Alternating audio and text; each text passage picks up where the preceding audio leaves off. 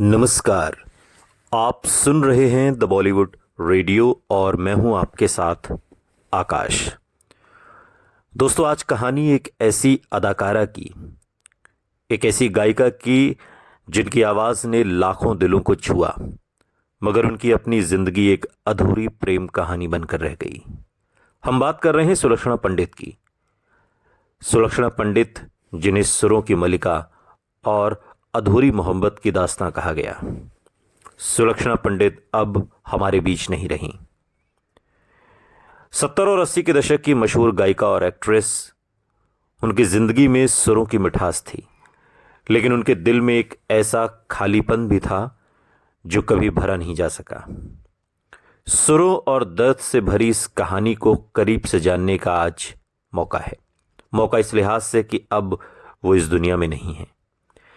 सुलक्षणा पंडित का जन्म साल 1954 रायगढ़, जो अब छत्तीसगढ़ का हिस्सा है, तो वहां पर हुआ था। वो मशहूर संगीतकार पंडित जसराज की भतीजी थीं और बेहद प्रतिभाशाली परिवार से ताल्लुक रखती थीं। और सिर्फ 9 साल की उम्र में ही संगीत की दुनिया में सुलक्षणा पंडित ने कदम रखा था। उनकी आवाज में गजब की मिठास थी और उन्होंने 1967 में प्लेबैक सिंगिंग से अपने करियर की शुरुआत की।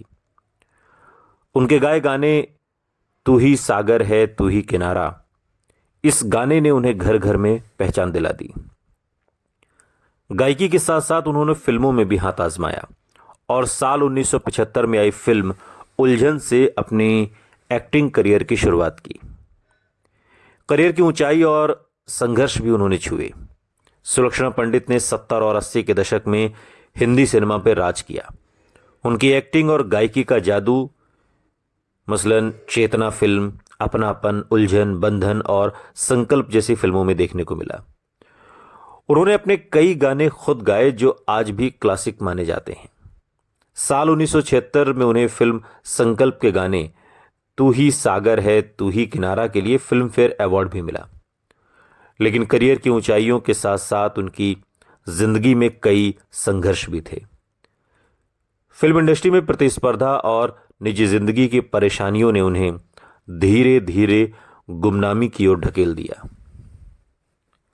सुलक्षणा पंडित की जिंदगी का सबसे बड़ा अध्याय था उनका एक तरफा प्यार। साल 1975 में फिल्म उलझन की शूटिंग के दौरान वो अभिनेता संजीव कुमार से बेइंतहा मोहब्बत करने लगी थीं। एक तरफा मोहब्बत। सुलक्षणा पंडित ने खुद एक इंटरव्यू में बताया था कि वो संजीव कुमार को अपना सब कुछ मानती थीं। उन्होंने शादी का प्रस्ताव भी रखा, लेकिन संजीव कुमार ने इसे ठुकरा दिया। संजीव कुमार का दिल पहले से ही उन दिनों हेमा मालिनी के लिए धड़कता था और उन्होंने कभी शादी नहीं की और बहुत कम उम्र में 47 साल की उम्र में संजीव कुमार का दिल का दौरा पड़ने से निधन हो गया। और जब उन्होंने सुलक्षणा पंडित को इनकार कर दिया तो इस इनकार ने सुलक्षणा को अंदर ही अंदर पूरी तरीके से अकेला कर दिया और तोड़ दिया।